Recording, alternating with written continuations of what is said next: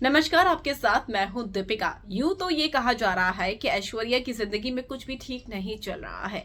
सास से बन नहीं रही है, पति के साथ वो रह नहीं रही है, अपने मायके में रह रही है और दोनों अलग अलग कार से बेटी के स्कूल में आते हैं, तो बहुत तरह की और भी बातें चल रही है।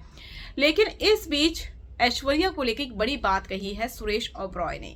जी हाँ, बॉलीवुड एक्टर सुरेश ओबरॉय, विवेक ओबरॉय के फादर, जिन्होंने ऐश्वर्या के साथ अपने बेटे के रिश्ते पर बात की है।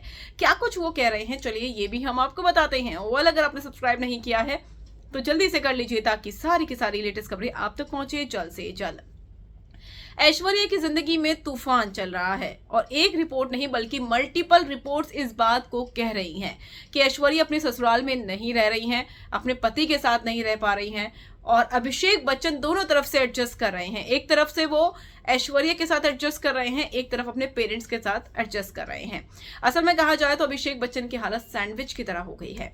अब इन तमाम चीजों के बीच में सुरेश ओबरॉय का एक इंटरव्यू तेजी से वायरल हुआ है, जहां पर ऐश्वर्या के साथ उनके बेटे के रिश्ते पर उन्होंने बात की है और कहा है कि मैंने अपने बेटे को समझाया था। जी हाँ, उन्होंने मना किया था इस रिश्ते के लिए अपने बेटे विवेक ओबरॉय को, लेकिन विवेक ओबरॉय ऐश्वर्या के लिए दीवाने थे। ये सब जानते हैं कि वो कितना प्यार करते थे।